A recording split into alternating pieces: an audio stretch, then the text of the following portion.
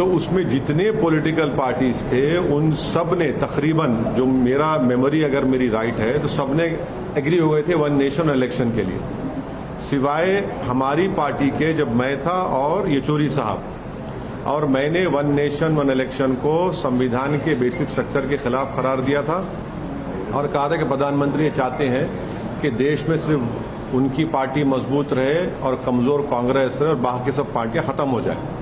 तो काफी प्रधानमंत्री मेरे उस बोलने पर उनका चेहरा बता रहा था, वो बड़े नाराज हो गए थे। उसके बाद मैंने इस बात को कहा था कि आपने एक नई लोकसभा बनाई है, इसलिए कि जो मौजूदा लोकसभा है वो अगर पार्लियामेंट में अगर किसी बिल पर डिबेट हो रही है या प्रेसिडेंट मोशन पर डिबेट होती है, नो कॉन्फिडेंस होता है, तो बिल्कुल ऐसा लगता है कि आप माने एक चौको ब्लॉक बहुत ही इनकन्वीनियंस हुआ था उसमें, और उसमें सहूलियत भी नहीं है। तो खैर प्रधानमंत्री जो अपना जवाब दिया वो बड़े नाराज हुए मेरे उस बोलने पर कि वो इसी ने वन नेशन इलेक्शन के खिलाफ उसने कहा, और उन्होंने मिसालें दी।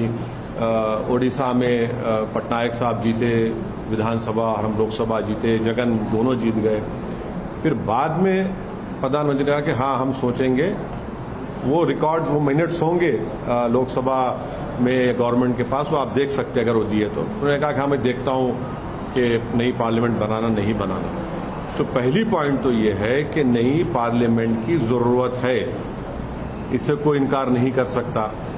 दूसरा ये कि जब मीरा कुमारी साहिबा लोकसभा की स्पीकर थी तो उन्होंने एक प्रपोजल मूव किया था कि नई लोकसभा बनना चाहिए। उसके बाद उन पर यूपीए में कुछ कॉन्फ्लिक्ट हुआ, वो प्रपोजल ड्रॉप हो गया। तीसरी बात यह है कि मौजूदा जो पार्लियामेंट की बिल्डिंग है उसको फायर सर्विसेज से क्लियरेंस नहीं है, उसमें कोई क्लियरेंस नहीं है। अगर आग लग गई तो उसका क्लियरेंस नहीं है। आप लोग मीडिया के लोग तो सिर्फ सेंट्रल हॉल में कभी आते थे, वो भी मोदी साहब ने सेंट्रल हॉल में आपका आना भी बंद कर दिया। मगर अगर आप ऊपर जाएंगे तो मुझे अच्छी तरह याद है कि 2012 या 13 में लेट मुलायम सिंह यादव साहब जब अपनी पार्टी के ऑफिस में खाना खा रहे थे तो एक बिल्डिंग का एक हिस्सा उनके आके उनके टेबल बाजू गिरा।